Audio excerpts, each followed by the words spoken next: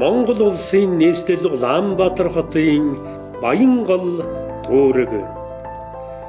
Нийт 31.9 км үргэлжлэх дүүргийн хэлийн зэсийн хамгийн урд бөгөөд баруун захын цэг болох Туулголын үерийн далан Сонсголонгийн гүүрний бичрээс эхлэн дүүрэг баруун талаараа сонгон хайрхан дүүрэгтэй хэлнэ.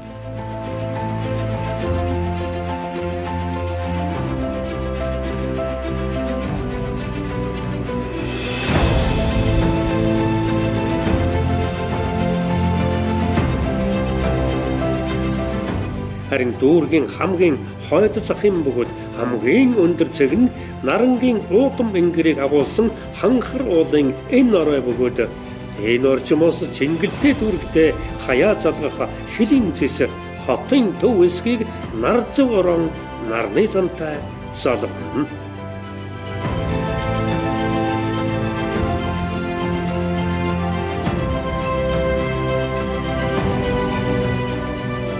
Улмаар нарны зам инх тайвны гүүрний бэлчирдэх хамгийн зүүн захын цэгээс дунд голын голдрол дагуух 11.4 км-ээр хан уул дүүрэгтэй айлсах нь нийслэл хот дах хамгийн урт хамгийн өвөрмөц усан хэлбэлээ.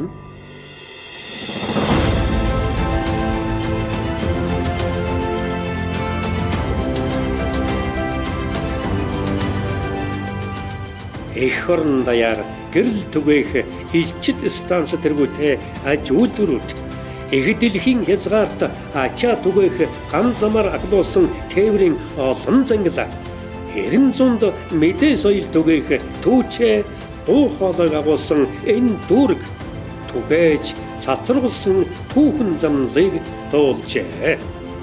Энэ бол уул тайвал уултай ус тайвал устай баялаг бүтээгч баян намтартай Баатар хотынхон голдон налайсан миний нутаг Баянгол.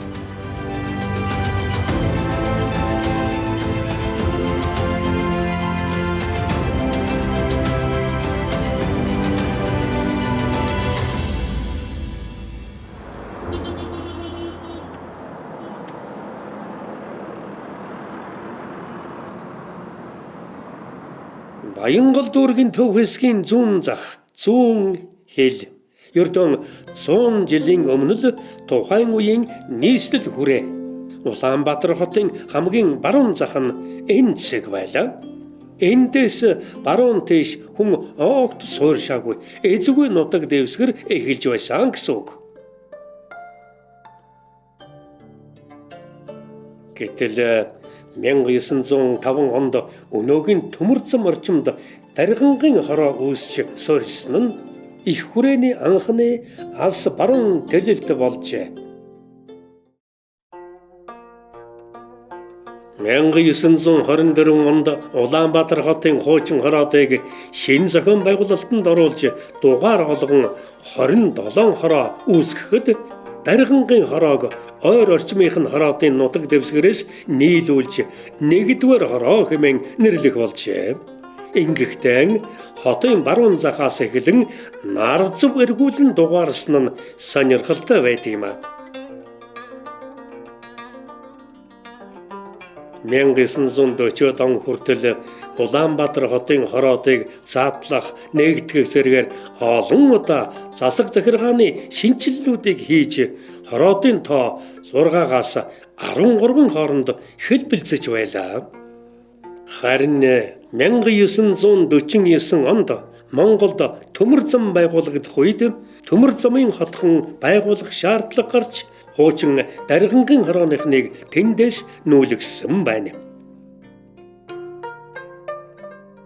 Шинэ төмөр замын хотхон бол тухайн үедээ үлгэр жишээ хотхон болсон юм а. Улс орны хөгжил дэвшилд үлэмжит түлхэс болсон төмөр зам манай орны хувьд томоохон бүтээн байгуулалт болсон билээ.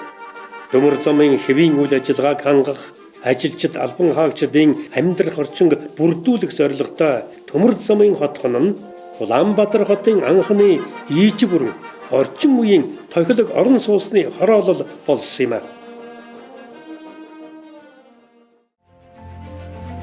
Бүгд найрамдах Монгол Ард улсын ардын хурлын тэргүүлэгчдийн 1965 оны 4-р сарын 14-ний өдрийн 79 тоот зарилгаар Улаанбаатар хотын хороодыг татан буулгаж Сүхбаатар, Октябрь, Ажилчин, Найрамдлын районыг тус шинээр байгуулсан билээ.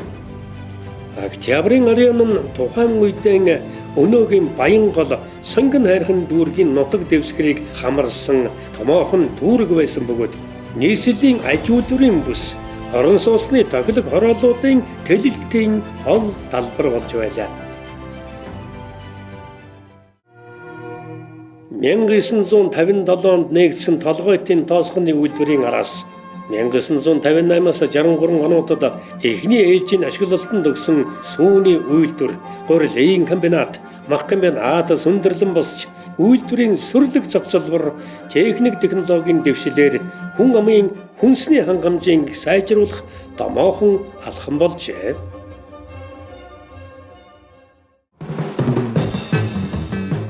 Мянга 1970-аас 80-аад онуудад ч Октябрийн районд аж үйлдвэрийн бүтээн босголт үргэлжилсээр байсан юм.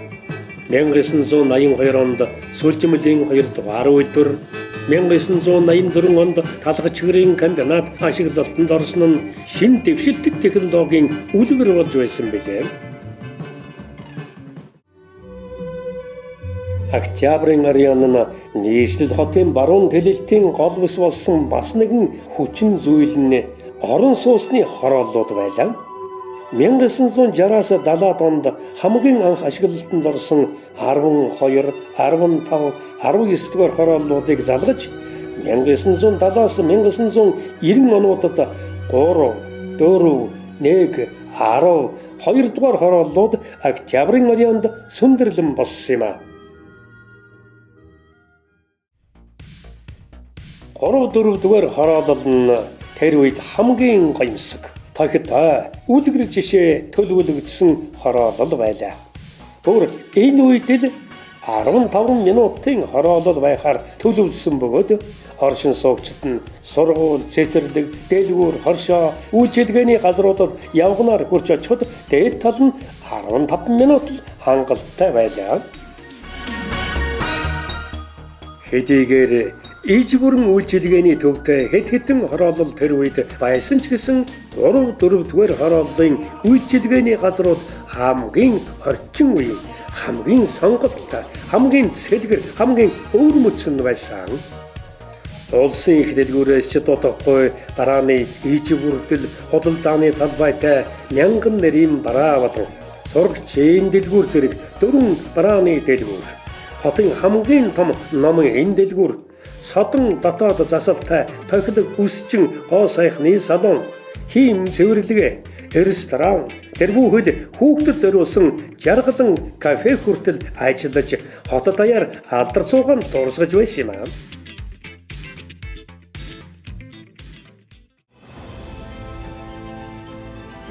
Ийхүү Октябрийн район нь нийслэл Улаанбаатар хотын хамгийн том нутагтай, хамгийн олон хүнтэй буюу хотын хүн амын тал шахман оршин суудаг район болж дэвжсээр 1990 онтой залглоо.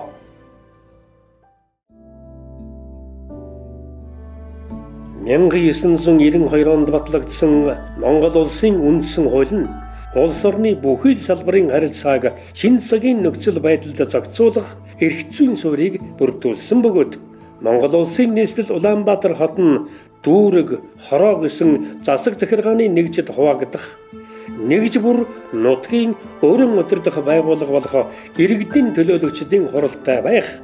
Эдгээр нэгжүүдэд төрийн удирдлагыг засаг дарга хэрэгжүүлэхээр тогтоожээ.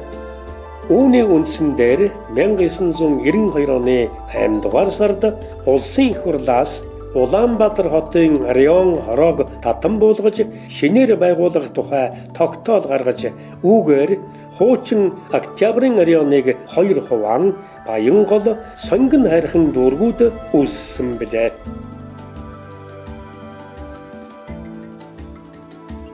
Тухайн үед шинээр байгуулагдсан дүүргүүд нутаг дэвсгэр дэх уул хайрхны хан алдраар нэрлэгдэх болоход хуучин октябрын оройны удирдлага дүүргийн Баян гол хэмээн нэрлэг саналыг дээш нь мэдүүлжээ. Тэгэхээр гандан дүүрэг гэх үү, төмөр замын дүүрэг гэх үү гэж бас яриа гарч ирсэн. Тэгж байгаад би нэг чойжим цамцтай нэг уулзсан. Бас хамбасаа нэг зөвлөгөө авъя гэдэг. Тэгж ярьж ясны үндсэн дээр бид ер нь заавал нэг дүүргийнхаа газар нутаг гэж яах вэ?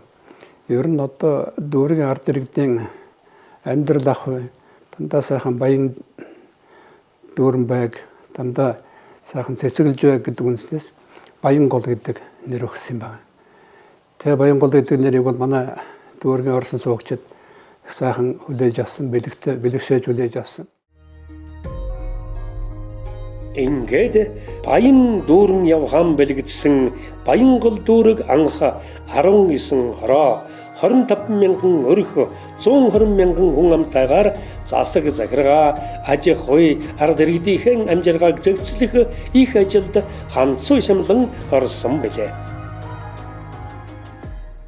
Энэ үндсэн хуулийн одоо ач холбогдол үр дүн болвол тэр үед ажиллаж байсан хүмүүс бол үндсэн хуулиа хэрэгжүүлэх, нутгийн өөрөө удирдах gasны байгууллагыг бэхжүүлэхийн төлөө, нутгийн өөрөө удирдах gasны байгууллагыг нутагшуулахын төлөө маш их хүчин чармаалт гаргаж ажиллаж байсан. Өнөөдрийн Баян гол дүүрэг нийт 2949 га нутаг дэвсгэртэй 34 хороо 71300 өрх 259 мянган оршин суугчтай. Дүүрэгт өнөөдөр 14600 байгууллага идэвхтэй үйл ажиллагаа явуулж байгаагаас 12400 аж ахуйн нэгж бизнесийн салбарт ажиллаж жилд 318 тэрбум төгрөгийн татварыг төсөвт төвлөрүүлж байгаа бөгөөд дүүрэг жилдээ 1.88 тэрбум төгрөгийн аж үйлдвэрийн бүтээгдэхүүн үйлдвэрлэж байна.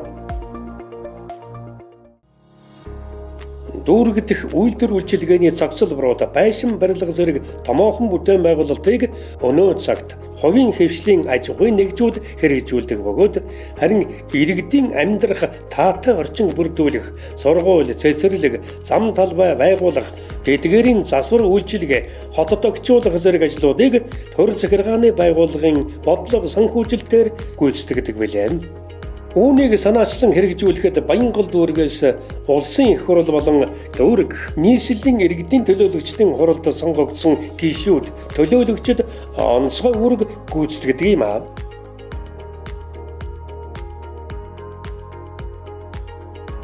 Зөвхөн 2021-с 2024 онуудад улс нийслэл дүүргийн төсвөөс 423 тэрбум төгрөгийн бүтээн байгуулалт, хөрөн оруулалт энэ чиглэлээр хийгдсэн бөгөөд үүний 59% нь боловсрол, эрүүл мэндийн салбарт хамаарч байна.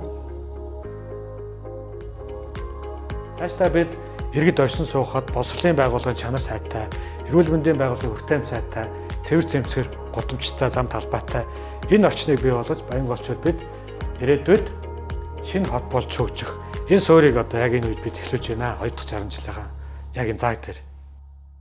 Дүүргийн эрдэнэ төлөөлөгчтэй хурал маань шинээр инновац дэвшилтэт технологийн хурлын хороог бий болгосон. Энэ нь бол ирж буй 60 жилдээ бид нар энэ дэвшилтэт технологи инновацийг дүүргийнхаа ажил үйлчилгээнд тусгах. За энэ утгаараа бид нар энэ нийгмийн зардуудыг бууруулах, нийгмийн зардуудыг бууруулснараа хэмнэлсэн зардуудаа бид нар боловсрол, соёл шинжлэх ухаан, эрүүл мэнд гэсэн юм хүний анхдагч төрмөл хэрэгцээг хангахад одоо их усүр болгон ашиглах бүрэн боломжтой болох юм аа.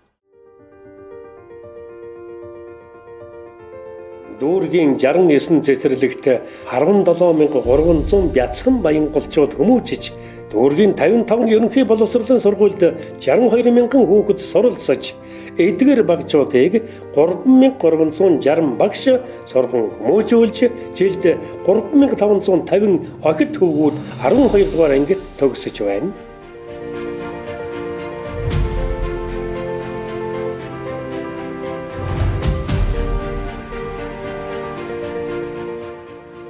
Өргөн улирал ээжлэх нэгэн оны туршид 1000 гаруй хос Баянголд галуулам Доонбаатараач 3300 нялх өрс Баянголын иргэн бас нонзарлаж дуу хатан мэндэлдэг билээ.